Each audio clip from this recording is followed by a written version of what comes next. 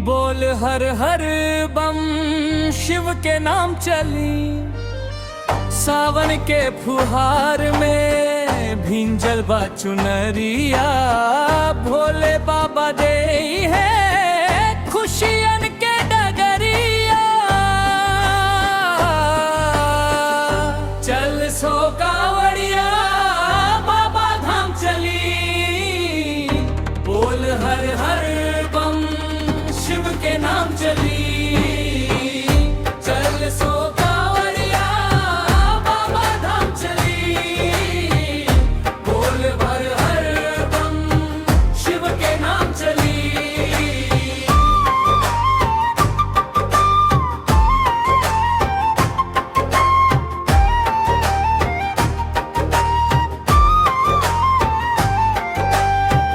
गंगा जल भरी के कांधे कांवड़ सजवनी।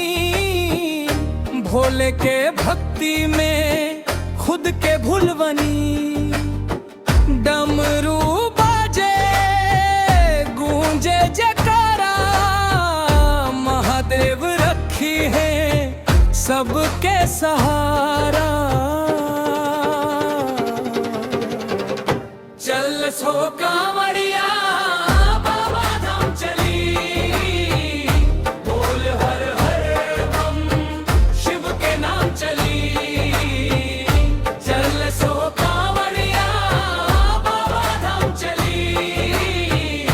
बोल हर हर बम शिव के नाम चली।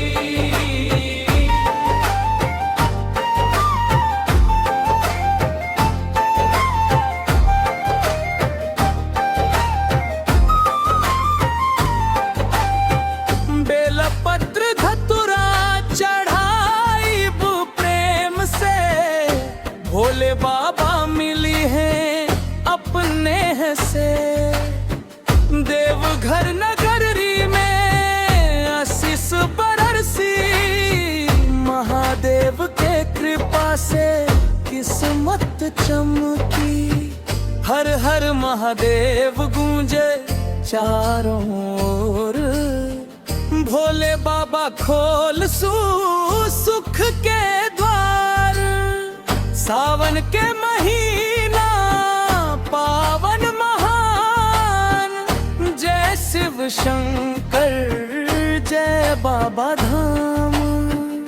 चल सो